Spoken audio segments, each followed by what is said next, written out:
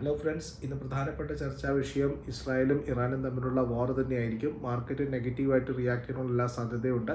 പക്ഷേ Indian market ഉറ്റുനോക്കാൻ പോകുന്നത് ഒരേ ഒരു കാര്യത്തിലാണ്. ക്രൂഡിൻ്റെ വില $90 മുകളിലായിരിക്കുകയാണ്.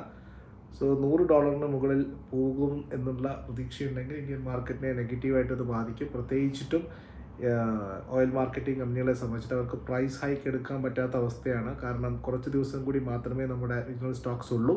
നമുക്കൊരു ദിവസം ആവശ്യമുള്ളത് ഇന്ത്യക്ക് 48 ലക്ഷം ബാരൽ എണ്ണയാണ്. അപ്പോൾ അത് മുഴുവനായിട്ടും അതിൻ്റെ ഏകദേശം 34% വരുന്നത് റഷ്യയിൽ നിന്നാണ്, 46% വരുന്നത് വെസ്റ്റേൺ ഏഷ്യയിൽ നിന്ന്, ഗൾഫ് രാജ്യങ്ങളിൽ നിന്നാണ്, 20% മറ്റ് രാജ്യങ്ങളിൽ നിന്നൊക്കെ കൂടി ഇന്ത്യ പ്രിക്വയർ ചെയ്യുന്നത്.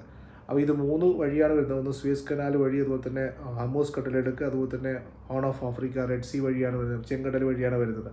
അപ്പോൾ ഇതിൽ പ്രധാനമായിട്ട് റൂട്ട് എന്ന് പറയുന്നത് ഹമൂസ് കടലെടുക്കാണ്. അതിലൂടെയാണ് ഏറ്റവും കൂടുതൽ ഇന്ത്യൻ